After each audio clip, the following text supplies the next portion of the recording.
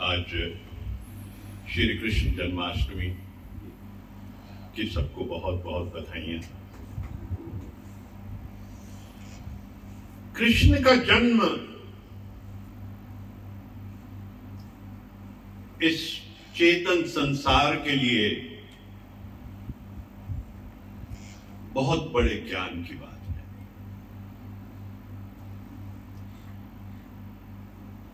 कृष्ण का जन्म एक जेल में हुआ। भगवान कृष्ण जो है जेल में जन्मे हैं।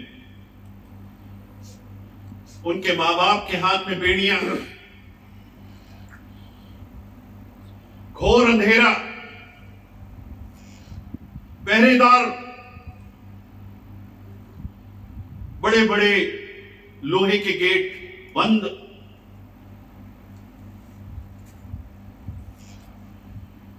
कृष्ण का जब जन्म हुआ, एक अलौकिक प्रकाश जेल के अंदर हुआ। पहरेदार सो गए, मां बाप की बेड़ियां खुल गई और उस जेल के सारे दरवाजे अपने आप खुल गए।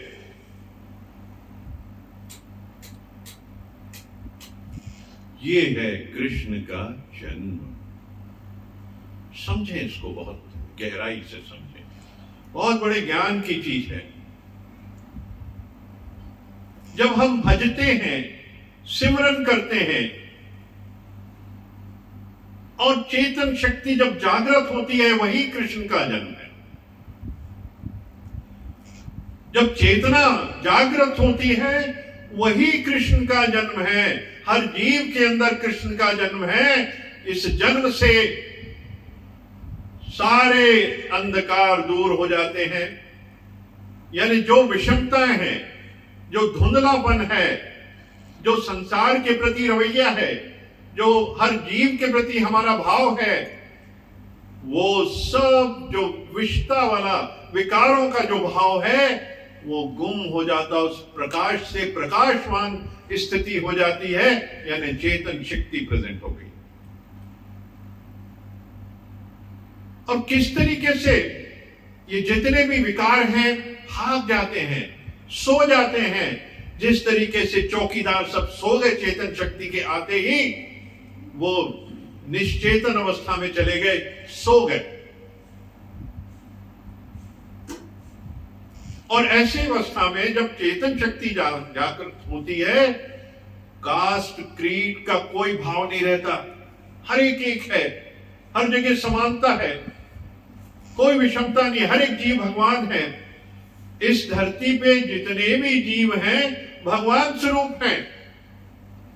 ये है कृष्ण जन्माष्टमी का असली भाव। और ये हमेशा जागृत रहना चाहिए। और हमेशा इस चीज को अपने मन में, अपने जहन में देख लें कि ये जो चेतना को जागृत करना है, तभी कृष्ण जन्म है। वरना हम जो ये जन्माष्टमी मनाते हैं, ये तो सिर्फ ऊपर ऊपर से है। हमें अंदर जन्माष्टमी मनानी है। ये अंदर, यहां उस जन्म का जो आनंद लेना है, कृष्ण का चेतन शक्तियों के जागृत होने का जो आनंद लेना है, वो यहां लेना है। मुस्कुराते रहो, गुनगुनाते रहो, मुस्कुराते रहो, गुनगुनाते रहो। जिंदगी में जो चाहोगे मिल जाएगा। दूसरों के भी कुछ काम आते रहो, दूसरों के भी कुछ काम आते रहो। जिंदगी में जो चाहोगे मिल जाएगा। मुस्कुराते रहो। सारे धर्मों का देखो ये संदेश है। जिसने दुनिया बनाई वो रब एक है। सारे धर्मों का देखो ये संदेश है। जिसने दुनिया बनाई वो रब एक है, तुम किसी से नहीं बस खुदा से डरो, प्रभु से डरो। तुम किसी से नहीं बस प्रभु से डरो। जिंदगी में जो चाहोगे मिल जाएगा, मुस्कुराते रहो गुनगुनाते रहो। जिंदगी में जो चाहोगे मिल जाएगा। सब धर्मों का एक ही संदेश है, जिसने दुनिया बनाई वो रब एक है, वो रब एक है। यानी हर एक में परमात्मा को देखना है। यानी जब चेतन शक्ति जागृत होती है, सब में उसको अपना स्वरूप दिखता है। उसके बिना जो अनन्य भक्ति है,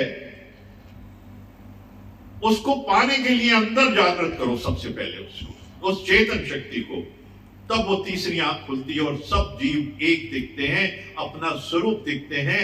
ये है जन्माष्टमी, ये है जन्माष्टमी, ये है जन्माष्टमी। वाणी लेता हूं दो शब्द।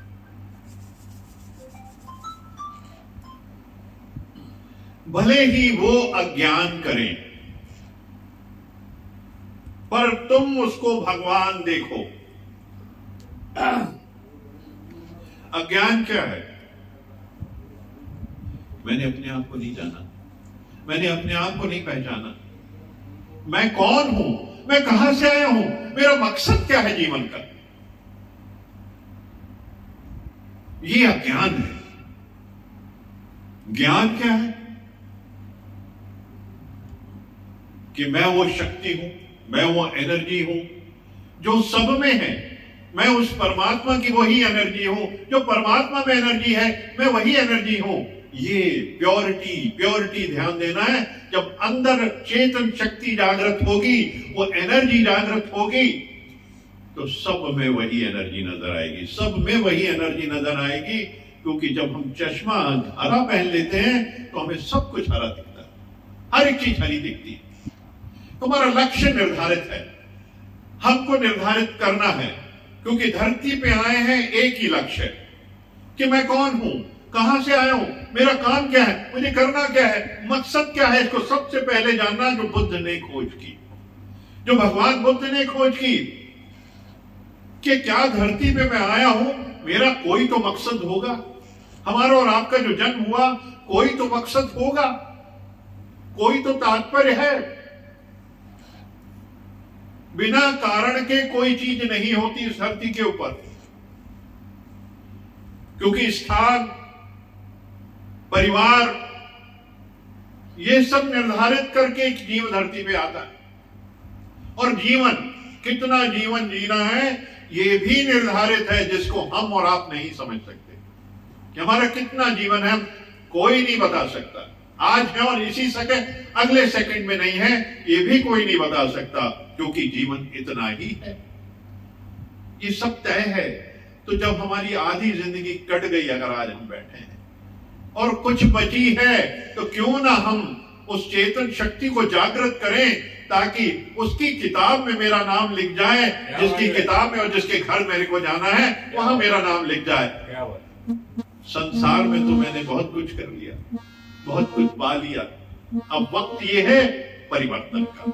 क्योंकि यही मात्र से अगर ध्यान चला गया कि मेरी जिंदगी जो कट गई, जो कर दिया वो हो गया, लेकिन अब जो बचा है वो मुझे संभाल के उसके घर लेके जाना है, उस परमात्मा के, उस कृष्ण के। तो मेरे को अब संभल के चलना है। मेरा हर शब्द, मेरी हर नजर, मेरी हर सोच, मेरी जो थॉट है, मेरी जो भाव है, बहुत ही गुरु से तुल्य होना चाहिए। गुरु का सिस्टम लगाने के बाद मेरे ये भाव निकलना, क्योंकि थॉट्स ही एक हैं जो हमारा परिवर्तन ला सकते हैं, चेतन शक्ति को जागृत कर सकते हैं। वही ब्रह्मचर्य का रास्ता यही दिखा सकते हैं।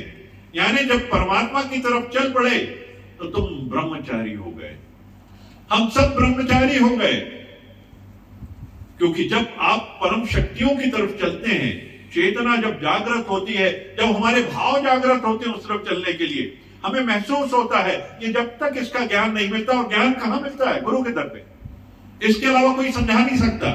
क्योंकि किसी और की बात समझ भी नहीं आएगी, क्योंकि संसारी जीव अपने मकसद से बात करेगा और गुरु निष्कामता में बात करेगा। मेरा बच्चा, हर बच्चा तर जाए, उसके अंदर वो शक्तियां जागृत हो जाए जो परम सत्ता से प्राप्त हुई हैं, वो जागृत होके अपने सही मार्ग पे चले और परम शक्तियों से मिलके जाके एक हो जाए।